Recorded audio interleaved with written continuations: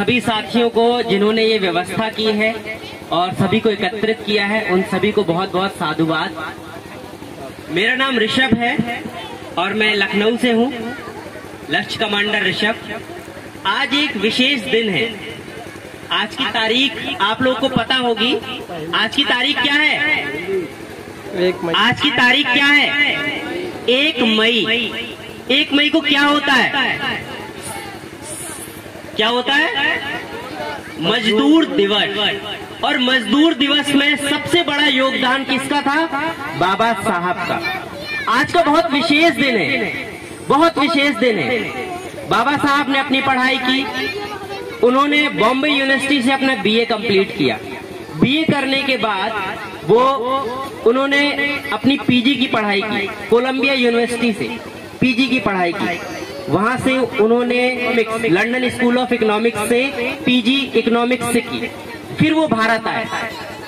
बहुत विशेष बातें हैं ये। भारत आने के बाद उन्होंने वापस से बॉम्बे यूनिवर्सिटी में प्रोफेसर की, उन्हें टीचर की जॉब मिल गई। जब उन्हें टीचर की जॉब मिल गई तो उसके बाद उन्होंने घर ढूंढना शुरू किया अपने लिए। बहुत विशेष बात है, बहुत ध्यान से सुनिएगा। उन्होंने अपने लिए घर ढूंढना शुरू किया। उन्हें घर नहीं मिला। जब घर नहीं मिला तो अपने समाज के लोग शहरों में चौल बना के रहते हैं, झोपड़ियां बना के, छोटी छोटी, मतलब बहुत पतली पतली गली रहती है। बाबा साहब ने वहां रहना शुरू किया। ये श्रमिक कानून कैसे बना, मजदूर कानून कैसे बना, इसके पीछे की कहानी है ये।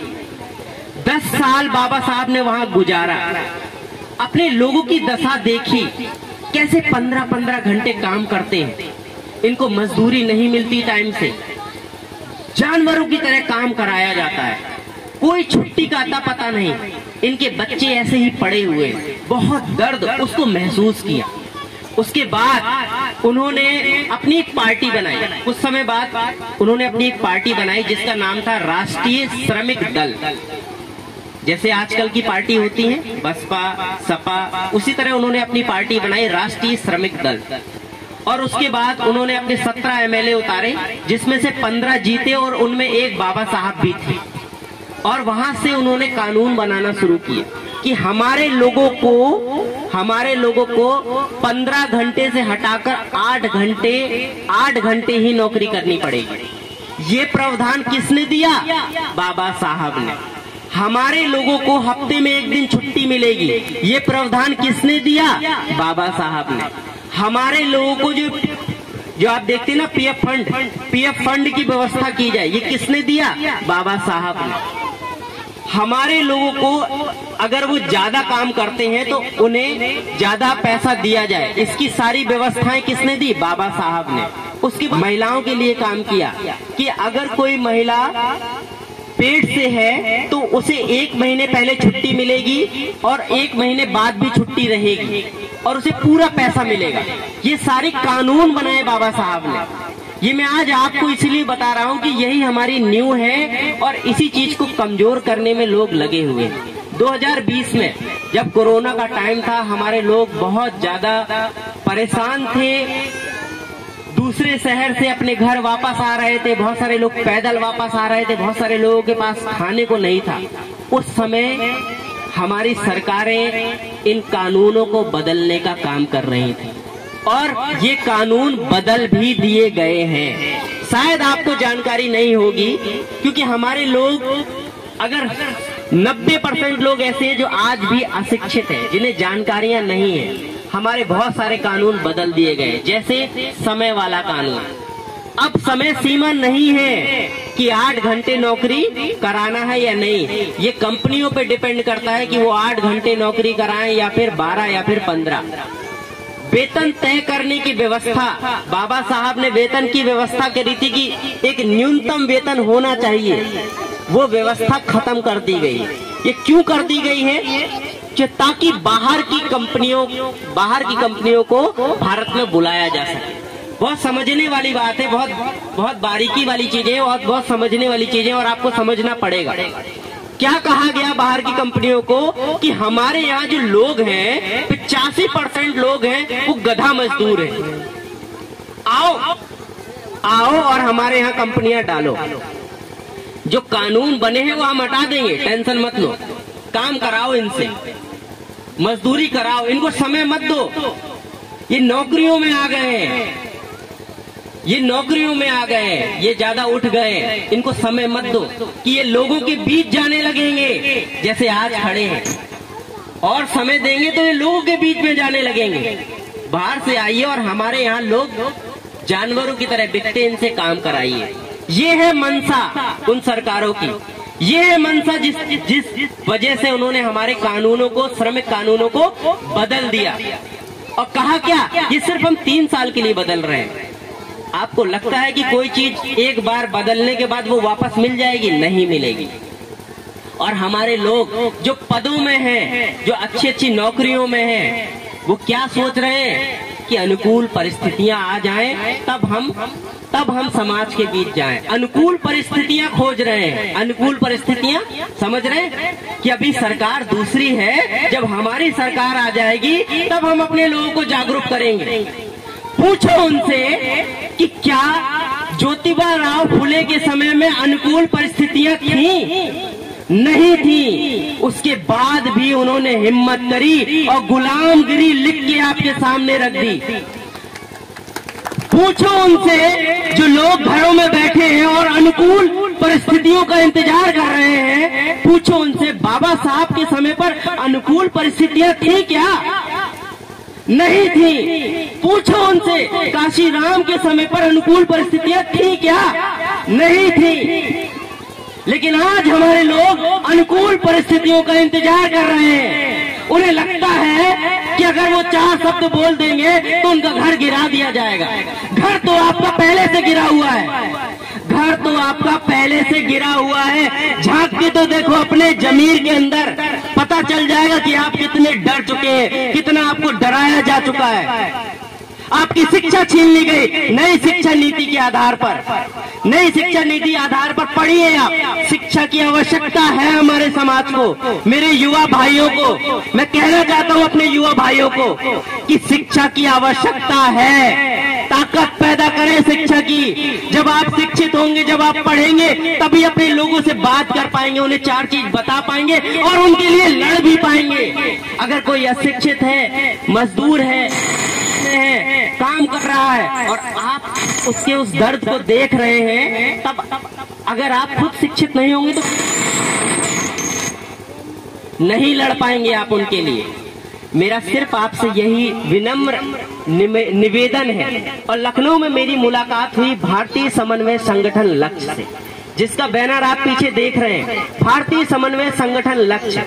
जहां से मुझे बाबा साहब की विचारधारा के बारे में पता चला, जहां से मैं अपने लोगों से जमीनी स्तर पे जुड़ पाया और बहुत खुशी हुई मुझे कि मेरे सवालों के उत्तर मुझे मिलने लगे। लेकिन उन उत्तरों के साथ एक बहुत बड़ा दर्द भी दिल में उठने लगा, एक बहुत बड़ा दर्द कि हम इतना पीछे अभी भी हैं। इतना भारत आजाद होने के इतने साल हो चुके हैं, 75 साल होने के बाद भी आज मेरे किसी भाई को मूंछ रखने पे मार दिया जाता है।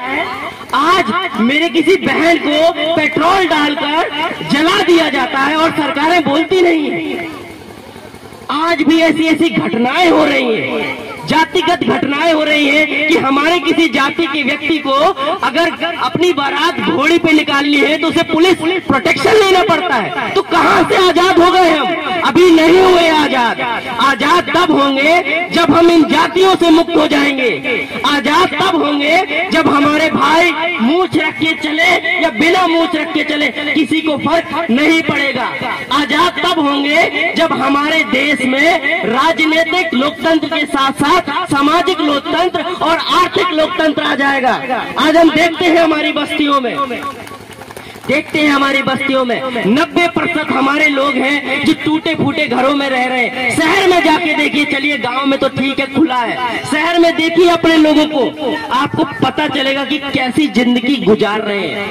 आप रो देंगे उनकी जिंदगी देख के।